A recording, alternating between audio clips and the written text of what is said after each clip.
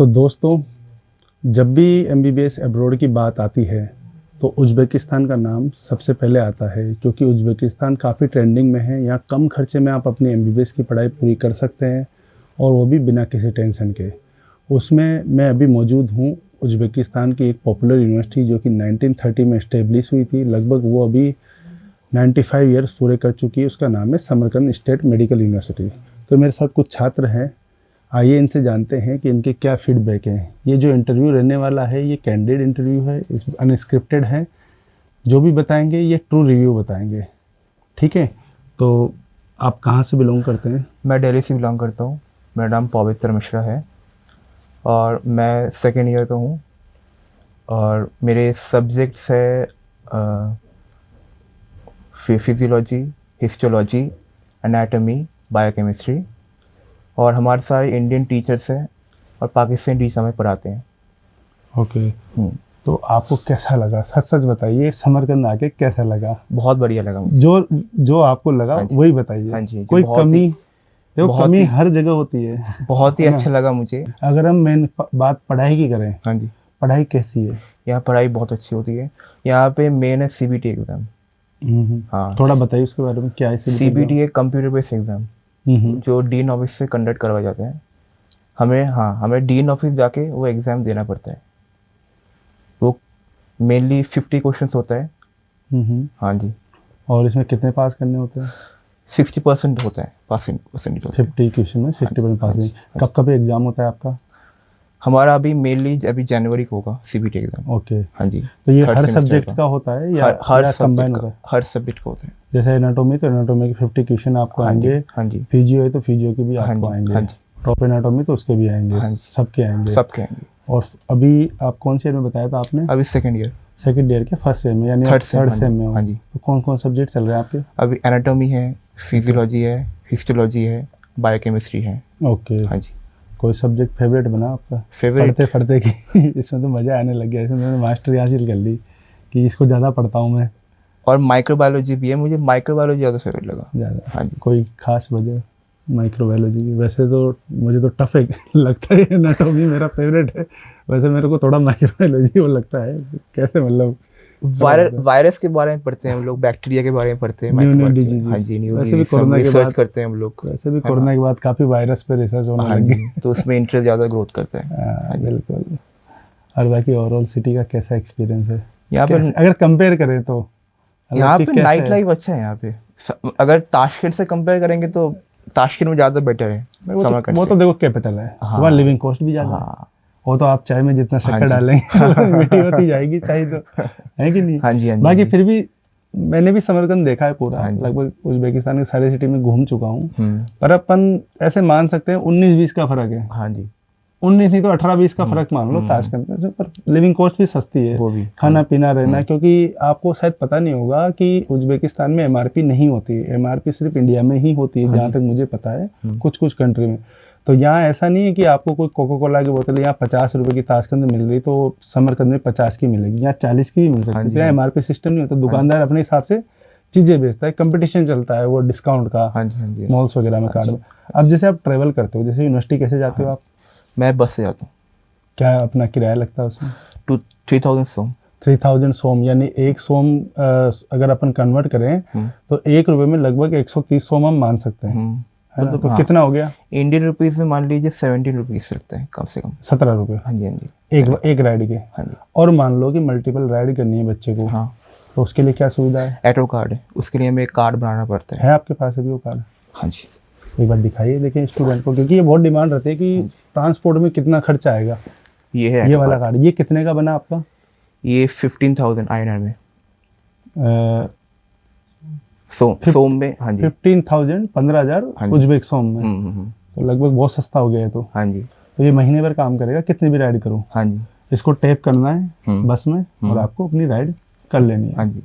Transport की कैसी सुविधा है, क्या क्या है, मतलब यहाँ पे बता दो, मुझे तो पता है सब, आप अपने हिसाब से बताओ कि क्या क्या आप ट्रांसपोर्ट के क्या क्या साधन है समरकंद में? यहाँ पे बस फैसिलिटीज़ हैं यहाँ पे मेनली। यहाँ पे मेट्रो फैसिलिटीज़ भी है, मेट्रो भी चलता है यहाँ पे। ट्राम भी है। हाँ, बाकी ट्राम भी है यहाँ पे, टैक्सी टैक्सी तो है, यांडेक्स। हाँ जी, जी, यांडेक्स तो है यहाँ पे।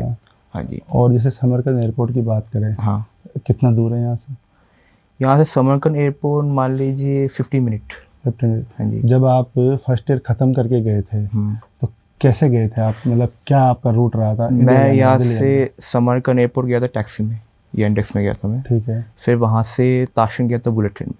बुलेट ट्रेन में? हाँ जी। अच्छा, आप यहाँ से गए स्टेशन समरकंद, हाँ वहाँ जी। से आपने बुलेट ट्रेन ली। हाँ।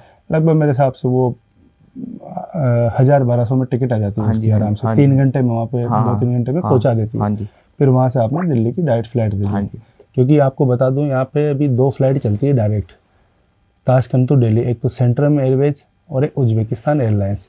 यदि आप महाराष्ट्र मुंबई से बिलोंग करते हैं तो इंडिगो की एयरलाइंस अभी वहाँ पे डायरेक्ट ऑपरेट करती है, और कभी कभी एयर अस्ताना भी शेड्यूल फ्लाइट चलती है।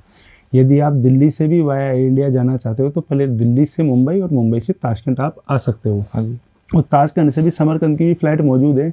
लेकिन क्या होता है कि जब तक आप डोमेस्टिक फ़्लाइट का वेट करोगे इतनी देर में तो आप ट्रेन से घंटे 2 घंटे में यहाँ पहुँच सकते हो, और वो भी सस्ते में। हाँ जी। और वजन की भी डोमेस्टिक फ़्लाइट में मेरे ख्याल से दिक्कत नहीं हाँ। दिक्कत रहती है डोमेस्टिक की, क्योंकि आप वहाँ 23 kg लाते हो। उज़्बेक एयरवेज में 23 kg है।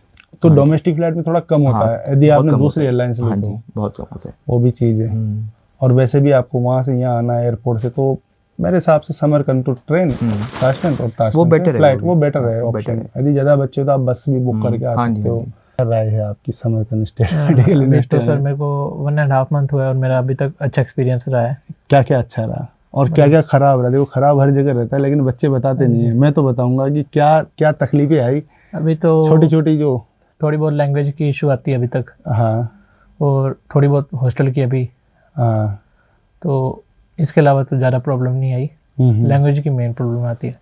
लैंग्वेज तो वैसे आपको सिखाई जाएगी भी, रशियन उज्बेकी, हाँ जी। तो वो नॉर्मल मैनेजेबल हो जाएगी। वैसे भी आप अभी गूगल ट्रांसलेट वगैरह का यूज कर सकते हो, हाँ जी। क्योंकि शुरू में हम भी जब कभी विदेश गए तो हमें भी भाषा की समस्या आती है, और भाषा सीखनी चाहिए। इंटरनेट का ज़माना है। भाषा तो आप जर्मनी चले जाओ, वहाँ भी कोई इंग्लिश नहीं बोलता। पढ़ाई चालू हो गई आपकी? हाँ, वहाँ भी जर्मन लैंग्वेज चलती है। पूरे यूरोप में आप कहीं भी चले जाओ, लैंग्वेज सीखना ही पड़ेगा। लैंग्वेज आपको सीखनी ही पड़ेगी। तो क्लास चालू हो गई आपकी? हाँ जी।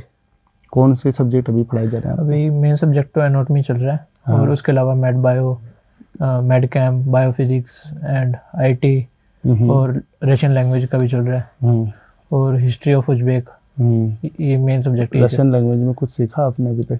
हाँ जी। कुछ थोड़ा मोड़ा? हाँ जी, कुछ कि वर्ड्स, बातचीत करना, सारी चीज़ें। कुछ वर्ड्स सीखे हैं और अल्फ़ाबेट्स सीखे हैं। क्योंकि रशियन लैंग्वेज अगर आपने सीख ली ना, तो यूँ मान लो आप Kyrgyzstan, Kazakhstan, Uzbekistan, Tajikistan, Georgia, Armenia, Belarus, Russia, Ukraine, Bulgaria, Romania, हर जगह आप एक्सपर्ट हो। इतनी जगह भाषा बोली जाती है इतने देशों में। इवन सर्बिया में भी कुछ लोग रशियन लैंग्वेज बोलते हैं।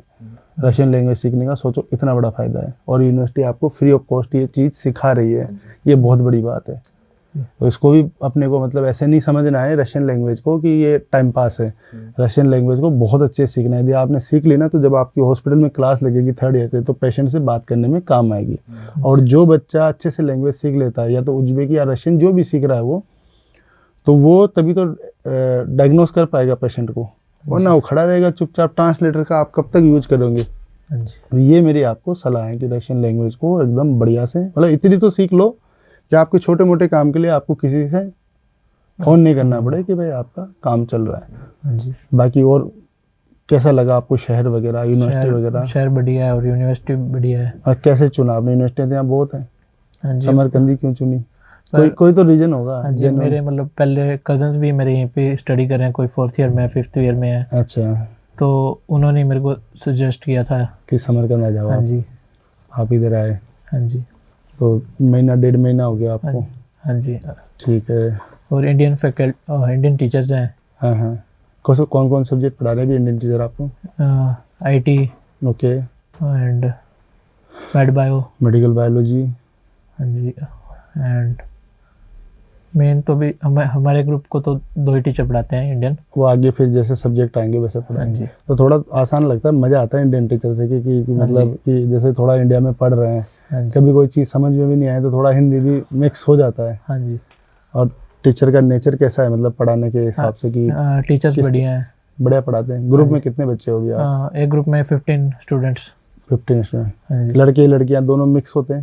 हाँ जी, मिक्स। ओके, इंडियन ही हो सारे ग्रुप में, इंग्लिश मीडियम वाले? हाँ, इंडियन। ओके, अभी आप कितने स्टूडेंट होंगे? लगभग 5,000 समथिंग है यहाँ पे भी समरकंद में, सारे मिला लें अपन तो? हाँ, 4,000 5,000 समथिंग है ना? हाँ जी।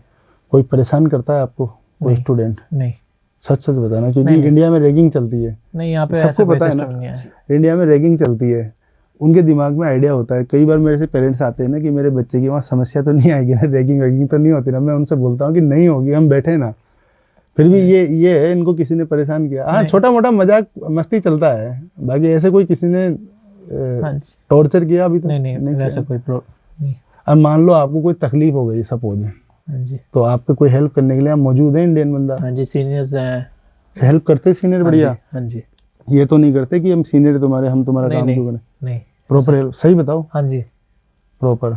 हाँ, हेल्प करते हैं। ओके, तो पढ़ो आप आराम से, अच्छे डॉक्टर बनो, एफएमजी की तैयारी साथ के साथ करो, साथ के साथ सब्जेक्ट निपटाते जाओ, और जो आपको नेक्स्टिलियो ऐप दिया गया है एक्सेस कोड, उससे आप आराम से पढ़ाई करो, क्योंकि लास्ट में आपकी पढ़ाई ही काम आनी है। आपको कोई नहीं पूछ रहा कि आपने कितनी छुट्टी करी, क्या किया, कोई नहीं पूछ रहा। एफएमजी में कोई एक्सक्यूज नहीं चलते हैं। जो भी एग्जाम होगा आपका एफएमजी या एग्जिट एग्जाम, उसमें कोई एक्सक्यूज आपसे नहीं पूछे जाएंगे।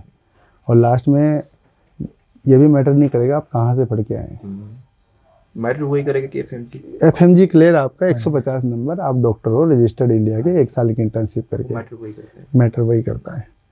तो ये थे हमारे साथ में दिल्ली के और हरियाणा के स्टूडेंट, इनसे हमने फीडबैक जाना। ये ओरिजिनल फीडबैक थे, ये ऐसे कैसे अपलोड किए जाएंगे।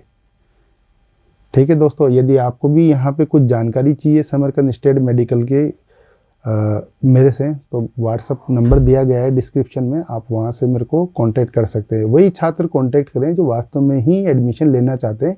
पैकेज कंपेयर करने के लिए मुझे कोई भी मैसेज ना करे कि आप कितना पैसा ले रहे हो, क्या ले रहे हो, क्योंकि ऑलरेडी मैं बहुत ही लो पैकेज रखता हूँ, बहुत ही कम कंसल्टेंसी चार्ज, और बहुत अच्छा सपोर्ट देता हूँ बच्चों को प्रॉपर यहाँ उज्बेकिस्तान में छोड़ने आता हूँ। तो कृपया वही बच्चे मेरे से कांटेक्ट करें जिनको वास्तव में ही जेन्युइन इंक्वायरी और जेन्युइन है। मैं उनकी प्रॉपर गाइड करूँगा उनको। यदि आप यूनिवर्सिटी विजिट करना चाहते हैं अपने पेरेंट्स के साथ एडमिशन से पहले, तो वो भी कर सकते हैं। तो मिलते हैं नई वीडियो में, तब तक के लिए नमस्कार।